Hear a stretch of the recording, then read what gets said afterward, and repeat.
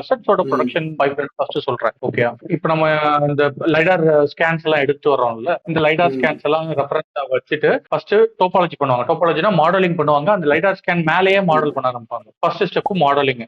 இந்த மாடலிங்க்கு அப்புறம் யூவி அன்ட்ராப்பிங் இருக்கும். ஒன்ஸ் இந்த 3D ஆப்ஜெக்ட்ஸ் யூவி அன்ட்ராப் முடிஞ்சிருச்சு அப்படின்னா அது வந்து டெக்ஸ்சரிங் போயிடும்.